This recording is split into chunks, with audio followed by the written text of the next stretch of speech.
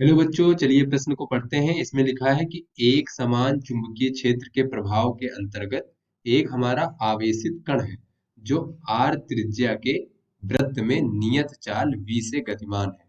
तो कण कण के जो घूर्णन का आवर्त काल है, तो हमें यहाँ पे चार विकल्प दिए गए हैं कि कण के घूर्णन का जो आवर्त काल है वो v पर निर्भर है किंतु r पर नहीं। अगला विकल्प दिया गया है कि r पर तो निर्भर करता है किंतु v पर नहीं। और फिर अगला विकल्प सी विकल्प दिया गया है कि V तथा R दोनों पर निर्भर नहीं है। फिर डी विकल्प हमें दिया गया है कि V तथा R दोनों पर निर्भर है। तो चलिए बच्चों, सबसे पहले इस प्रश्न की मूल अवधारणा देख लेते हैं। बच्चों, यहाँ पे हम मान लेते हैं इस प्रकार से हमारा जो एक त्रास है, यहाँ से इस प्रकार से चुंबकीय क्षेत्र B को प्रदर्शित कर ले। क्रॉस का मतलब ये हुआ बच्चों कि ये जो हमारा तल है इसके अभिलंबवत अंदर की ओर चुंबकीय क्षेत्र की दिशा है, और B जो है उसकी तीव्रता है चुंबकीय क्षेत्र की। तो यहाँ पे बच्चों ये एक समान चुंबकीय क्षेत्र है, और इस एक समान चुंबकीय क्षेत्र के प्रभाव के अंतर्गत एक हमारा आवेशित कण है इस प्रकार से बच्चों। और इस पर आवेश का मान अगर हम Q मान लें और इसका द्रव्यमान जो है उसको स्मॉल m मान लें बच्चों, तो ये जो है एक समान चुंबकीय क्षेत्र के प्रभाव के अंतर्गत इस प्रकार से ये जो है एक वृत्तीय पथ पर गति कर रहा है। अगर बच्चों ये हमारा आवेशित कण जो है इस वृत्तीय पथ पर इस प्रकार से कुछ समय बाद यहाँ पहुंचेगा, और इस प्रकार से ये वृत्तीय पथ पर एक समान चाल v से गति कर रहा है।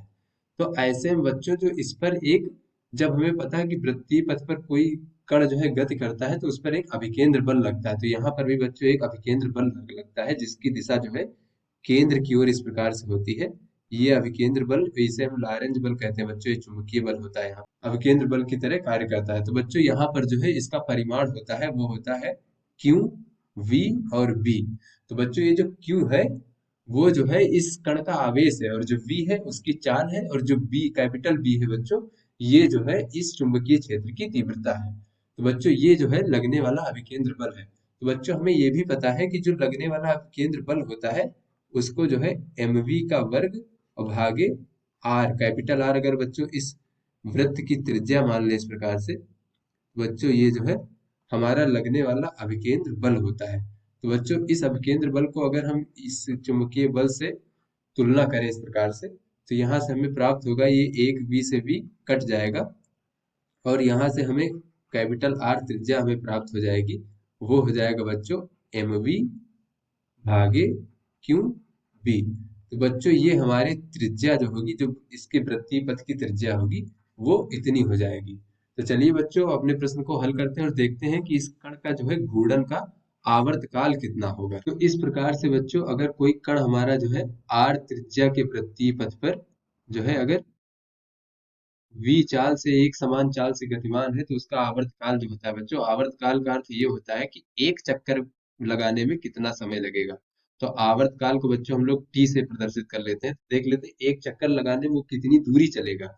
तो बच्चों इस वृत्तीय पथ पर एक चक्कर लगाने में इस वृत्तीय पथ की जो परिधि होगी उतनी दूरी चलेगा। तो बच्चों परिधि होता है 2 पाई और कैपिटल आर यानी त्रिज्या। तो बच्चों वो किस चाल से चल रहा है इतनी दूरी, तो इतनी दूरी बच्चों वो जो है v चाल से चल रहा है। तो दूरी बटे चाल जो है वो हमारा समय हो जाएगा। तो एक चक्कर लगाने में जो समय होगा वही हमारा आवर्त काल होता है।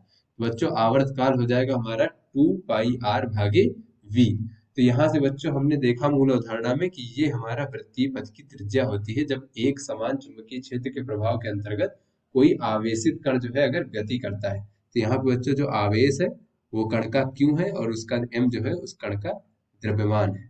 तो बच्चों अगर हम ये जो हमारा आवर्त काल है यहाँ पर अगर हम त्रिज्या r का मान रखें तो ये हो जाएगा 2 पाई भागे v, और गुणे बच्चों r का मान देखें तो r का मान है एम वी गुणे क्यू बी।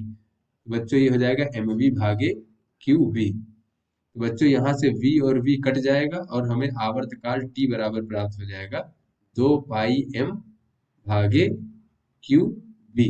तो यहाँ से बच्चों हमें दिख रहा है जो आवर्त काल है वो कण के द्रव्यमान m पर निर्भर करता है, और किस चुंबकीय क्षेत्र में वो गति कर रहा है उस चुंबकीय क्षेत्र की तीव्रता पर निर्भर करता है, और q जो है उस कण के आवेश के ऊपर निर्भर करता है। बच्चों ये जो इसका आवर्त काल है वो द्रव्यमान और आवेश तथा चुंबकीय क्षेत्र की तीव्रता पर निर्भर करता है। वो ना तो v पर निर्भर करता है कि उसकी चाल कितनी है, और ना ही r त्रिज्या पर निर्भर करता है। तो चलिए बच्चों अपने विकल्पों को देखते हैं। तो बच्चों हमें पहला विकल्प दिया गया है कि v पर निर्भर है किंतु आर पर नहीं, तो बच्चों ये हमारा गलत है। और दूसरा विकल्प है, दूसरा विकल्प बच्चों कह रहा है कि आर पर तो निर्भर है किंतु वी पर नहीं, तो बच्चों ये भी हमारा गलत है। और अगला विकल्प कह रहा है वी तथा आर दोनों पर निर्भर नहीं है, तो यही बच्चों हमारा सही विकल्प हुआ। और अगला जो है वी तथा आर दोनों पर निर्भर, ये भी गलत है।